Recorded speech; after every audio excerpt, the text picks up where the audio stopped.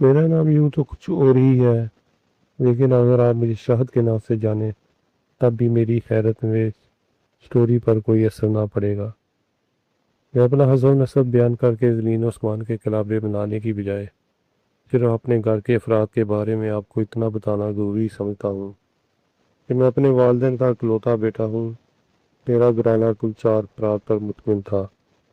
میرے بوڑھے والد جو گھریلو اخراجات کے پیش نظر مٹی کی ملازمت کرنے پر مجبور تھے، انہیں 103 روپے مہیا تنخواہ ملتی۔ ہر ماہ کی پہلی تاریخ کو اپنے گاڑے پسینے کی اس معمولی اجرت کو وصول کرتے اور پھر لا کر اسے میری ماں کے حوالے کر دیتے۔ میری ضعیف ماں پورے مہینے کس کس پریشانی سے اس رقم کو خرچ کرتی تھی، اس کا اندازہ آپ خود لگا سکتے ہیں۔ ان کے علاوہ ایک میری بڑی بہن تھی جس کی عمر 19 سال کے لگ بھگ تھی۔ میں اپنی زبان سے اس کی خوبصورتی کی تعریف نہیں کروں گا، لیکن کوئی مبالغہ نہیں کہ حسن سیرت میں وہ اپنی مثال آپ تھی۔ 8ویں جماعت تک تعلیم حاصل کرنے کے بعد وہ 9ویں جماعت کا منہ نہ دیکھ سکی۔ اسے تعلیم حاصل کرنے کا دیوانگی کی حد تک جنون تھا، لیکن اس کی کشادہ پیشانی پر تعلیم کی یہ رخنہ اندازی کوئی بل نہ ڈال سکی۔ اس نے حالات کا مردانہ وار مقابلہ کیا اور اپنے شوق کو اپنے سینے کی گہرائیوں میں دفن کر کے گھریلو کام کاج میں ماں کا ہاتھ پٹانا شروع کر دیا۔ 2 وقت کے فاقوں کے باوجود وہ ہمیشہ مسکراتے رہنے کی عادی بن چکی تھی۔ اس کی شادی کا مسئلہ بار بار اٹھتا، لیکن گھر کی 4 دیواری تک محدود رہتا، اس لیے کہ میرے والدین کے پاس جہیز کا بندوبست کرنے کے لیے معقول رقم نہ تھی۔ میرے عزیز و اقارب اگر چاہتے تو میرے والدین کے اس بوجھ کو آسانی سے ان کے ناتواں کندھوں سے اتار سکتے تھے، لیکن وہ سب کھاتے پیتے لوگ تھے، اس لیے ساری دنیا سے بے نیاز تھے۔ انہیں کسی بھی غربت کا کوئی احساس کیوں ہوتا؟ بہرحال میری بہن کی شادی کا مسئلہ بدستور کھٹائی میں پڑا رہا۔ اس وقت میری عمر 18 سال تھی۔ اپنی بہن کی طرح مجھے بھی پڑھائی کا بے حد شوق تھا۔ پتہ نہیں میری بہن نے کوئی سنہری خواب دیکھے تھے یا نہیں، لیکن میں نے بارہا ایسے خواب دیکھے تھے، تعلیم مکمل کرنے کے خواب، بڑا آدمی بننے کے خواب۔ میں ان خوابوں کو شرمندہ تعبیر کرنے کی غرض سے شب و روز مصروف رہتا۔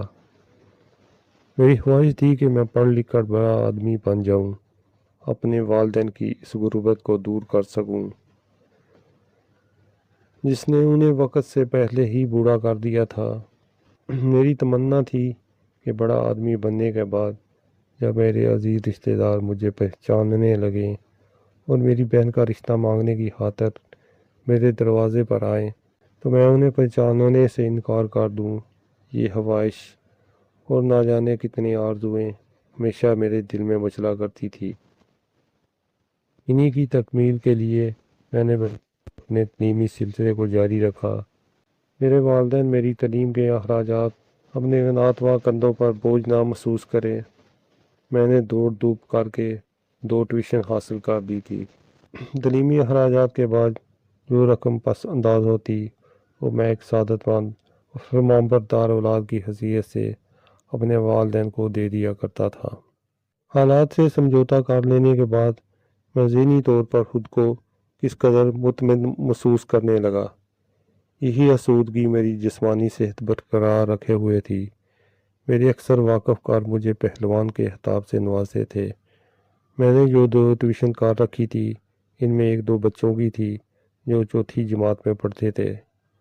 یہاں سے مجھے 20 روپے ماہوار ملتے تھے۔ دوسری ٹیوشن رشیدہ نامی ایک فیشنیبل لڑکی کی تھی جو 10ویں جماعت کی طالبہ تھی۔ رشیدہ کا باپ وکیل تھا اور بڑی شاہانہ زندگی گزارتا تھا۔ اس کی آمدنی 8-10 ہزار روپے ماہوار سے کس طرح کم نہ تھی۔ شہر میں اس کی ٹکر کا کوئی وکیل نہ تھا، اس لیے وہ ہمیشہ منہ مانگی فیس وصول کیا کرتا۔ یوں بھی اس کے پاس کسی کیس کا ہونا کامیابی کی ضمانت سمجھا جاتا تھا۔ اس کے گھر میں آسائش کا تمام سامان موجود تھا۔ دولت کی بختات نے پورے گھر کو زاد خیال بنا رکھا تھا۔ رشیدہ کے پاس ایک الگ کار تھی جس پر وہ آزادی سے گھوما پھرا کرتی تھی۔ اس پر کسی قسم کی بندش یا روک ٹوک نہیں تھی۔ اس کا عالیشان مکان ہمارے ہی محلے میں واقع تھا۔ اس کے گھر کی شان و شوکت ہی علیحدہ تھی۔ مجھ سے جب اس ٹیوشن کے لیے کہا گیا تو اپنے کانوں پر یقین نہیں آیا، اس لیے کہ میں FA کے دوسرے سال میں پڑھتا تھا۔ رشیدہ کو پڑھانے کے لیے بڑی بڑی ڈگریاں رکھنے والوں کی خدمات بھی حاصل کی جا سکتی تھی۔ اگرچہ جب میرے دوست اکبر نے مجھے اس ٹیوشن کے بارے میں کہا تو میں بونچکا رہ گیا۔ اکبر، تم کہیں مجھ سے مذاق تو نہیں کر رہے ہو؟ میں نے حیرت سے اس کا منہ تکتے ہوئے سوال کیا تو وہ بڑی لاپرواہی سے مسکرا کر بولا، مجھے یقین تھا تمہیں اس پیشکش پر اعتبار نہیں آئے گا۔ ظاہر ہے، میں نے جلدی سے کہا، بھلا کہاں میں اور کہاں وکیل صاحب کی صاحبزادی رشیدہ؟ میرا مطلب ہے کہ اس کے لیے ٹیچروں کی کیا کمی، پھر یہ کہ میں ابھی کوئی بڑی ڈگری بھی حاصل نہیں کر سکا۔ نہ ہی تمہیں یہ موقع ہاتھ سے جانے دینا چاہیے۔ اکبر نے سنجیدگی سے مشورہ دیا، میری مانو تو تم اس وقت جا کر وکیل صاحب سے معاملے کی بات طے کر لو، مجھے یقین ہے وہاں سے تمہیں معقول معاوضہ ملے گا۔ اکبر میرا واحد مخلص دوست تھا۔ اس کے مشورے پر میں نے راشد حسین سے ملنے کا ارادہ کر لیا۔ دوسرے دن شام کو جب میں بیرسٹر راشد حسین کے محل نما مکان کا رخ کیا تو میرے قدم لڑکھڑا رہے تھے۔ مجھے ڈر تھا کہیں یہ کوئی دلچسپ مذاق نہ ہو، مگر جب میں راشد حسین سے ملا تو مجھے حقیقت کا اندازہ ہو گیا۔ انہوں نے نہایت لاپرواہی سے مجھ سے چند منٹ گفتگو کی اور ٹیوشن کی اجرت 200 روپے ماہوار طے کر کے یہ حکم صادر کر دیا کہ میں اسی وقت سے رشیدہ کو پڑھانے کی ذمہ داری قبول کر لوں۔ میں نے خوشی خوشی اس پیشکش کو قبول کر دیا اور اس دن سے رشیدہ کو پڑھانا شروع کر دیا۔ میرے اور رشیدہ کے مضامین چونکہ ایک جیسے ہی تھے، اس لیے مجھے اسے پڑھانے میں کوئی دشواری نہیں پیش آئی۔ پھر بھی احتیاطاً میں نے دوسرے روز 10ویں جماعت کا کورس خرید لیا۔ ٹیوشن پر جانے سے پیشتر میں اس کو اچھی طرح سے پڑھ لیا کرتا جو مجھے رشیدہ کو پڑھانا ہوتا۔ میں کسی قیمت پر اس ٹیوشن کو ہاتھ سے نہیں جانے دینا چاہتا تھا۔ میرے والدین کو جب حالات کا علم ہوا تو وہ بھی بے حد خوش ہوئے، لیکن قدرت ہماری مسرتوں پر قبضہ زن تھی۔ جہاں تک رشیدہ کا تعلق ہے، میں پہلے عرض کر چکا ہوں، وہ بے حد آزاد خیال اور ماڈرن کھاتے پیتے گھرانے کی لڑکی تھی، اس لیے اس کی صحت بھی بڑی اچھی تھی۔ وہ اسے حسین نہیں کہا جا سکتا تھا، لیکن اس کے بربرے جسمانی حد و حال مخالف جنس کے لیے بے حد کشش رکھتے تھے۔ بات بات پر اپنے موتیوں جیسے دانتوں کی نمائش کرتے رہنا اس کی عادت تھی۔ لباس وہ ہمیشہ چست پہننے کی عادی تھی، لیکن مجھے ان باتوں سے کوئی سروکار نہ تھا۔ میں ٹھیک شام 7 بجے اس کی کوٹھی پر پہنچ جاتا اور 1.5 گھنٹہ پڑھانے کے بعد واپس لوٹ آتا۔ رشیدہ مجھ سے ہمیشہ حسب عادت مسکرا کر باتیں کرتی تھی، لیکن میں اس کے سامنے بیکی بلی بنا بیٹھا رہتا تھا۔ سنجیدہ رہنے میں ہی میری بھلائی تھی۔ میں حتی المکان یہی کوشش کرتا کہ پڑھائی کے دوران کم سے کم اس کے چہرے کی طرف دیکھوں تاکہ ماحول سنجیدہ رہے۔ یوں بھی میں اپنی طبیعت سے واقف تھا۔ میری کوشش یہی ہوتی تھی کہ پڑھائی کے موضوع سے ہٹ کر کوئی اور بات نہ ہونے پائے۔ 1 ماہ تک میں نے خود کو لیے دیے میں رکھا، ہر چند کہ میں نے محسوس کر رہا تھا کہ رشیدہ پڑھائی سے زیادہ میری ذات میں دلچسپی لیتی ہے، لیکن میں نے کبھی اس کے ساتھ کھیلنے کا تصور بھی اپنے ذہن میں نہیں بھٹکنے دیا۔ جب 1 ماہ پورا ہوا اور رشیدہ نے پہلی مرتبہ میری اجرت دی تو اس روز ماحول سنجیدہ نہ رہ سکا۔ رشیدہ نے مجھے 100 کے 2 نوٹ پکڑاتے ہوئے میں نے خیز لہجے میں کہا، لیجیے شاہد صاحب، یہ آپ کے پہلے مہینے کی ٹیوشن فیس ہے۔ شکریہ۔ میں نے نوٹ لے کر جیب میں رکھ دیے، پھر کتاب کھولی تو رشیدہ نے بڑی بے تکلفی سے کتاب بند کر دی، پھر صوفے کی پشت سے ٹیک لگا کر بولی، آج کچھ پڑھنے کا موڈ نہیں، کچھ باتیں کیوں نہ کی جائیں۔ کچھ باتیں؟ میں نے چونک کر اس کی طرف دیکھا، وہ شکی نظروں سے مجھے دیکھ رہی تھی۔ میں نے جلدی سے نظریں نیچی کرتے ہوئے کہا، کیا آپ میری پڑھائی سے مطمئن نہیں ہیں؟ جی نہیں، ایسی کوئی بات نہیں۔ میں نے دریافت کیا کہ آپ ٹیوشن جاری رکھنا نہیں چاہتی۔ یہ بات بھی نہیں ہے، رشیدہ نے مسکراتے ہوئے جواب دیا۔ پھر؟ میں نے مجسم سوال بن کر رشیدہ کی طرف دیکھا تو وہ کھلکھلا کر ہنستی۔ شاہد صاحب، کیا آپ واقعی کالج میں پڑھتے ہیں؟ رشیدہ کا سوال اہم تھا، اس لیے میں گڑبڑا کر بولا، جی ہاں، لیکن یہ بات تو میں نے ٹیوشن کرتے وقت ہی بتا دی تھی۔ آپ واقعی بہت بولے بالے ہیں، ویری انوسینٹ۔ رشیدہ کا لہجہ اس پر قدرے معنی خیز تھا کہ میں گنگ سا رہ گیا۔ اس کی باتوں کا مفہوم اب میری سمجھ میں آ چکا تھا، لیکن میری ہمت نہیں ہو رہی تھی کہ اس کی باتوں کا جواب دوں۔ خاموشی سے نظریں نیچی کیے بیٹھا رہا۔ ایک بات پوچھوں شاہد صاحب؟ کچھ توقف کے بعد رشیدہ نے پوچھا۔ جی پوچھیے۔ آپ نے کبھی کسی سے محبت کی ہے؟ جی ہاں، میں نے دیدہ دنیستہ بڑی معصومیت سے جواب دیا۔ مجھے اپنے گھر کے ہر فرد سے محبت ہے۔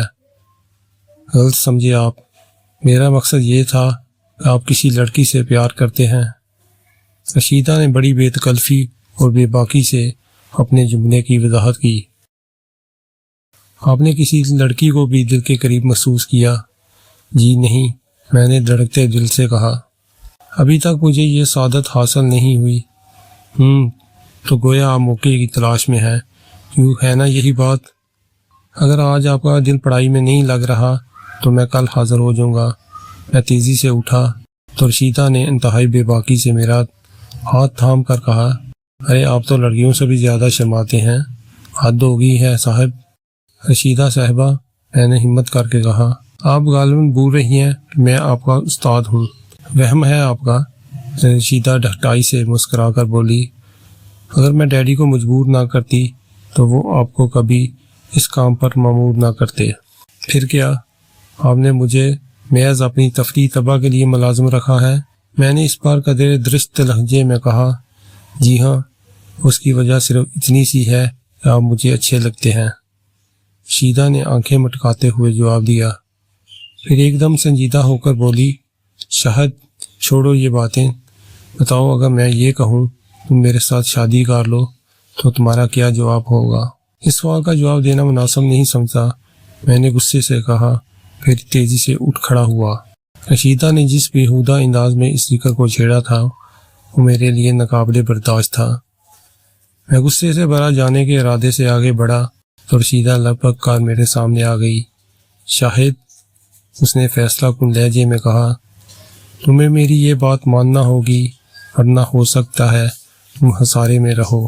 دولت سے سب کچھ خریدا جا سکتا ہے محترمہ، لیکن شاید آپ شاہد کو نہ خرید سکیں۔ یہ تمہارا آخری فیصلہ ہے؟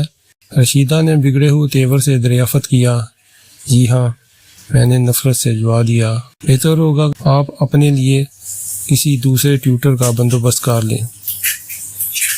گیٹ آؤٹ، رشیدہ ایک دم بھڑک کر بولی، لیکن اتنا یاد رکھنا تم نے میری پیشکش ٹھکرا کر اچھا نہیں کیا۔ میں تمہارا جینا محال کر دوں گی۔ تم نہیں جانتے کہ تم نے کس لڑکی کو ٹھکرایا ہے۔ میری ضد کے آگے ڈیڈی بھی ہار مانتے ہیں۔ میرے ذہن میں ایک ہیجان برپا تھا۔ رشیدہ نے مجھے جو دھمکی دی تھی وہ انتہائی رقیق تھی۔ میرے دل نے مشورہ دیا کہ میں اسے کھری کھری سنا کر چلاؤں، مگر ذہن نے اس مشورے کو قبول نہ کیا۔ چنانچہ میں نے حقارت سے رشیدہ کے چہرے پر الوداعی نظر ڈالی، پھر غصے میں کھولتا ہوا اس کی عالی شان کوٹھی سے باہر نکل آیا۔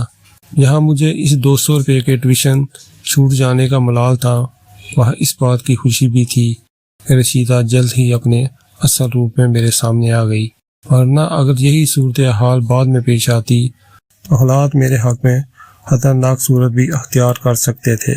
میں اپنے خیالوں میں کھویا گھر پہنچا، والدہ کے ہاتھوں میں پیسے تھما دیے، پھر اپنے کمرے میں آیا، بستر پر لیٹا تو ایک بار پھر میرا ذہن رشیدہ کے مسئلے میں الجھ گیا۔ لاتعداد سوالات میرے ذہن میں کلبلا رہے تھے۔ رشیدہ نے مجھے شادی کی پیشکش کیوں کی تھی؟ اور اگر وہ صرف مذاق تھا پھر اس نے مجھے دھمکی کیوں دی؟ کیا یہ بھی امارت کی ایک شان ہے، یا پھر بے جا آزادی کا کوئی ایسا فلسفہ جو اس نے اپنے ناپختہ ذہن کے سانچے کے مطابق ڈھال لیا تھا۔ کیا رشیدہ میرے علاوہ کچھ اور لوگوں کو بھی اس قسم کی دھمکی تو نہیں دے چکی؟ میں اس گتھی کو سلجھانے میں الجھتا رہا۔ پھر جیسے اچانک تمام گرہ آپ سے آپ کھل گئی۔ مجھے اس فیشنیبل لڑکے کا خیال آیا جو رشیدہ کا کلاس فیلو تھا اور اکثر بیشتر رشیدہ کے ساتھ گھما پھرا کرتا تھا۔ ایک دو بار میں نے بھی ان دونوں کی بڑھتی ہوئی بے تکلفی کو مشتبہ نظروں سے دیکھا تھا، لیکن اس وقت کچھ خیال نہیں کیا تھا۔ مگر اب میرا ذہن اس بات پر جم کر رہ گیا تھا کہ رشیدہ مجھے یقیناً قربانی کا بکرا بنانا چاہتی ہے۔ جدید تہذیب کی غلاظت جو اس نے اپنے اوپر اوڑھ لی تھی میرے بے داغ دامن میں چھپانا چاہتی ہے۔ اس خیال سے میرے ذہن کو جھٹکا لگا۔ مجھے رشیدہ پر ترس بھی آیا، لیکن میں نے طے کر لیا تھا کہ اب دوبارہ کبھی بھول کر بھی اس دہلیز کا رخ نہیں کروں گا۔ رات بھر میں رشیدہ کے کردار کے بارے میں سوچتا رہا۔ صبح کالج چلا گیا۔ کالج سے واپسی کے بعد میں نے حسب معمول کچھ دیر آرام کیا، پھر پڑھنے بیٹھ گیا۔ ابھی مجھے پڑھتے زیادہ دیر نہیں ہوئی تھی کہ اکبر آ گیا۔ خلاف توقع آج وہ کچھ سنجیدہ نظر آ رہا تھا۔ میں نے وجہ دریافت کی تو اس نے سوالیہ نگاہوں سے میرے چہرے پر پھیلے ہوئے تاثرات کا جائزہ لیتے ہوئے کہا، شاہد میں نے سنا ہے تم نے وکیل صاحب کی لڑکی کی ٹیوشن چھوڑ دی ہے۔ ہاں، میں نے جواب دیا۔ کوئی خاص وجہ تھی؟ اکبر نے پوچھا۔ مجھے اپنی پڑھائی کے لیے وقت نہیں ملتا تھا۔ اکبر میرا بہترین دوست اور رازدار تھا، لیکن میں نے یہ مناسب نہیں سمجھا کہ رشیدہ کے کردار کے بارے میں اسے کچھ بتاؤں۔